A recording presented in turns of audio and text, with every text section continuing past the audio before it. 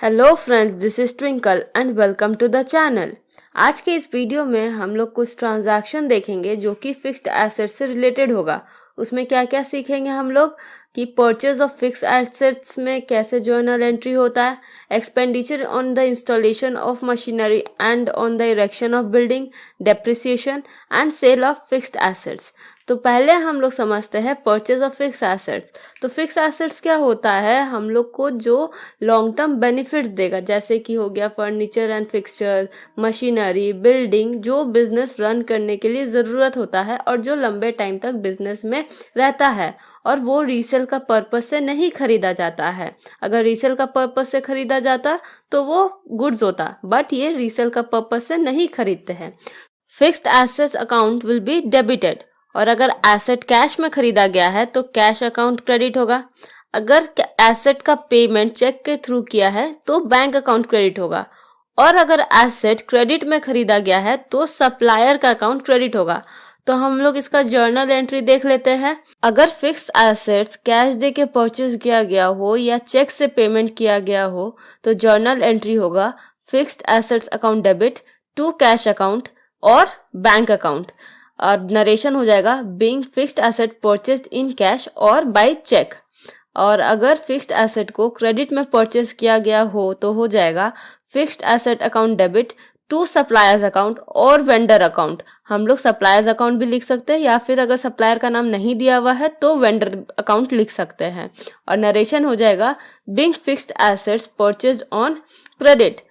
अब हम लोग समझेंगे expenditure on the installation of machinery and on the erection of building. मतलब कि जब हम लोग मशीनरी खरीदते हैं, उसको लाते हैं और उसको इंस्टॉल करते हैं, उतना में जो एक्सपेंसेस होता है उसको हम लोग कैसे ट्रीट करेंगे, और जो हम लोग बिल्डिंग बनाते हैं उसमें ब्रिक्स, सीमेंट वगैरह जो लगता है, उस एक्सपेंसेस को हम लोग कैसे ट्रीट करेंगे वो हम लोग समझेंगे। मशीनरी को खरीदने के बाद क्या होता है, हम लोग उसको लेके आते हैं तो कैरेज का एक खर्चा देते हैं, और फिर क्या है, मशीनरी को इंस्टॉल करते हैं। तो जो ये सब खर्चा है, जैसे freight, transit expense, installation expense, then wages जो देते हैं हम लोग लेबर्स लोग को इंस्टॉल करने के लिए, उसको कैपिटल एक्सपेंडिचर के तरह ट्रीट किया जाता है। कैपिटल एक्सपेंडिचर होता है जो बिजनेस अपने फिक्स्ड एसेट्स को मेंटेन करने के लिए या एक्वायर करने के लिए देती है। तो ये सब जो एक्सपेंडिचर है ये कोई अलग से एक्सपेंस अकाउंट में नहीं जाएगा, ये मशीनरी अकाउंट के अंडर ही आएगा। सिमिलरली कोई भी अगर मेरा खर्चा हो रहा है बिल्डिंग बनाते वक्त, जैसे सीमेंट लग रहा है, ब्रिक्स लग रहा है, कुछ भी लग रहा है, तो वो भी कैपिटल एक्सपेंडिचर की तरह ही ट्रीट करेंगे और ये बिल्डिंग अकाउंट में ही डेबिट होगा। और अगर हम लोग बोलना चाहे ये सब एक्सपेंसेस क्या कर रहा है, हम लोग का एसेट का दाम को बढ़ा रहा है। मतलब कि अगर हम मशीनरी 1 लाख का खरीद के लाए और 10,000 हम कैरेज में दिए, 15,000 हम इंस्टॉलेशन में दिए, तो मेरा क्या हो गया, ओवरऑल एसेट का दाम बढ़ गया। इसी वजह से ये सब एक्सपेंस अकाउंट में नहीं जाके एसेट अकाउंट में डेबिट होता है।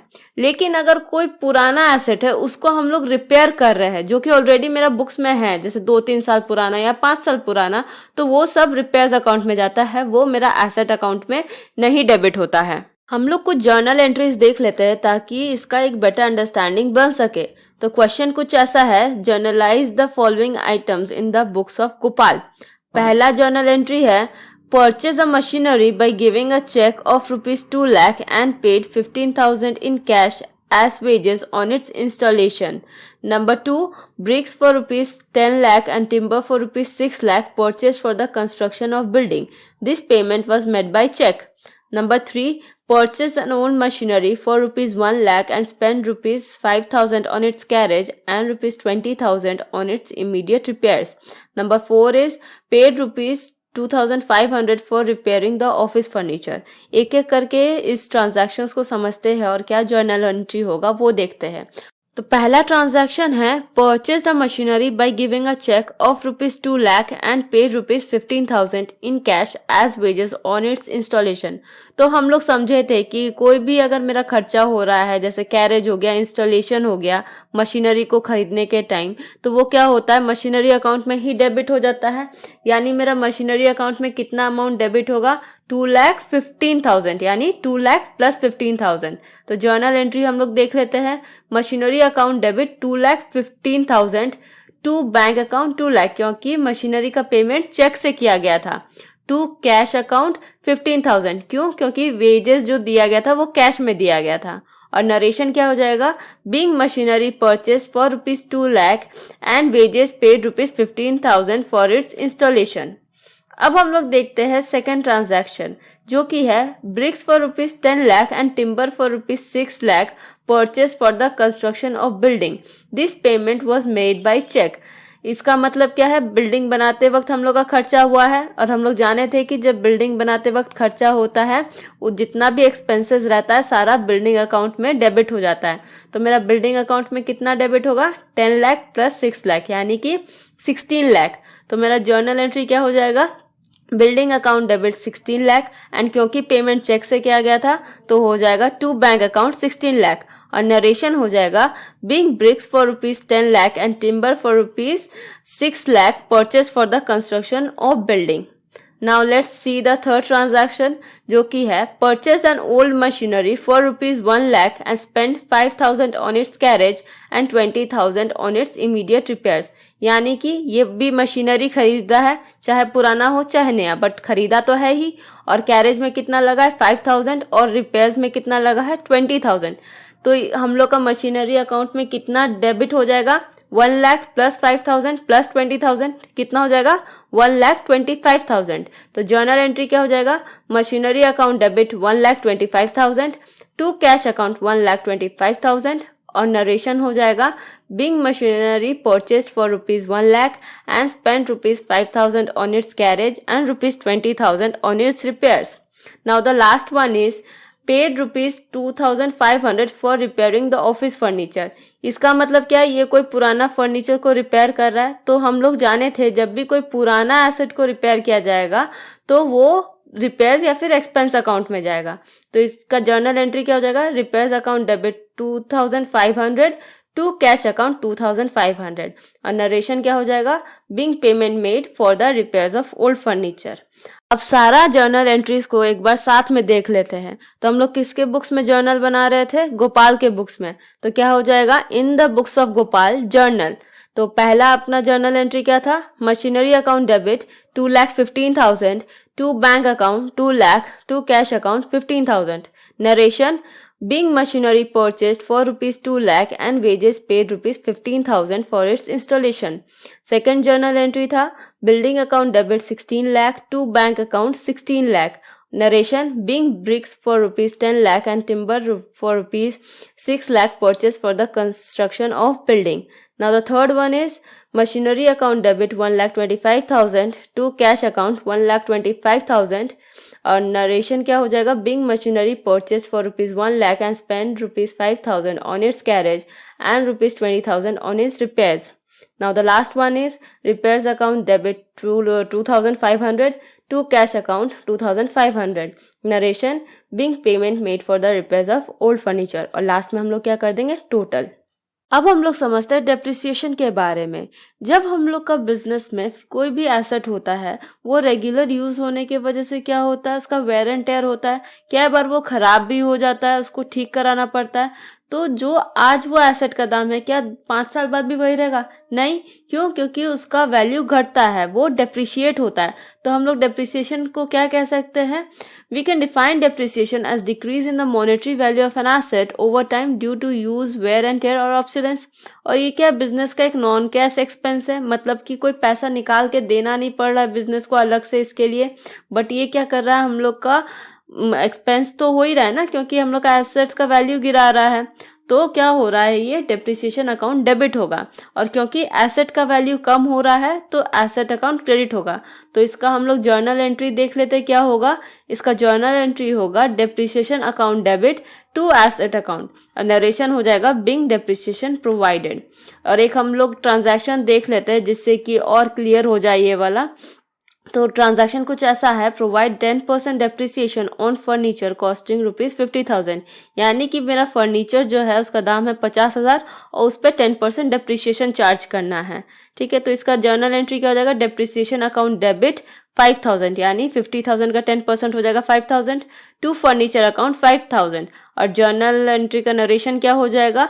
Bing depreciation provided on furniture. Now our last topic is sale of fixed asset, यानी कि हम लोग जब फिक्स्ड एसेट बेचते हैं तब क्या होता है। अगर हम लोग एसेट बेच रहे हैं अपना तो क्या होगा, बैलेंस घटेगा एसेट अकाउंट का। तो अगर एसेट डिक्रीज होता है तो क्या होगा, क्रेडिट, यानी कि हमारा एसेट अकाउंट क्रेडिट होगा। अगर हम लोग एसेट कैश में सोल्ड कर रहे हैं, यानी कि क्या हो रहा है, हम लोग को कैश मिल रहा है एसेट बेचने से, तो क्या हो जाएगा, कैश अकाउंट डेबिट।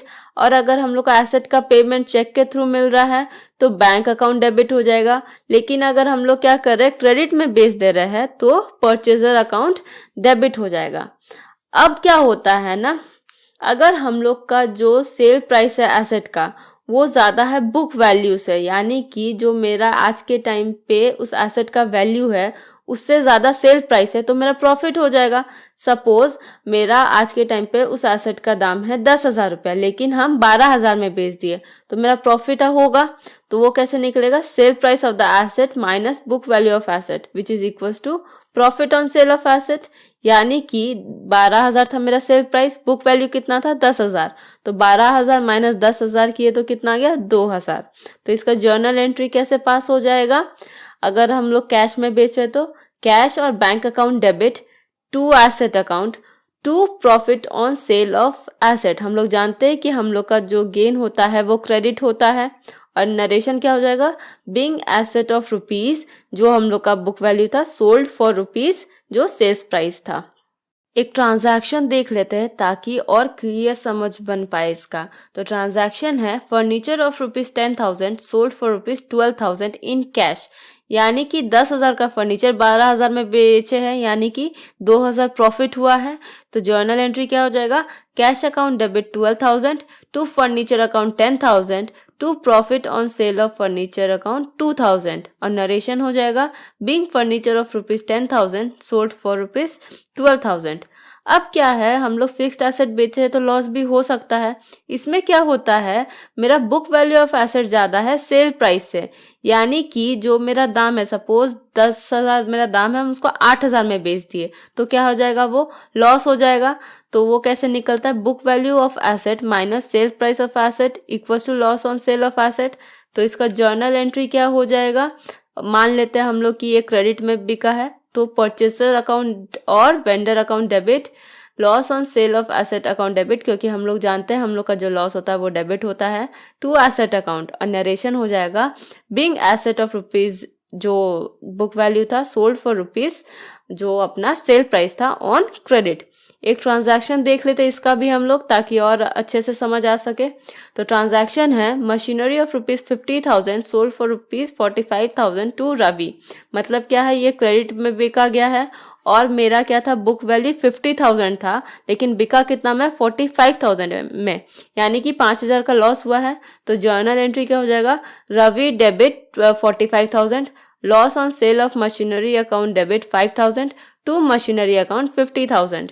और नरेशन हो जाएगा being machinery of ₹50,000 sold for ₹45,000 on credit. I hope आज का वीडियो आप लोगों को समझ में आया होगा। अब हम लोग मिलते हैं नेक्स्ट वीडियो में, तब तक के लिए थैंक यू।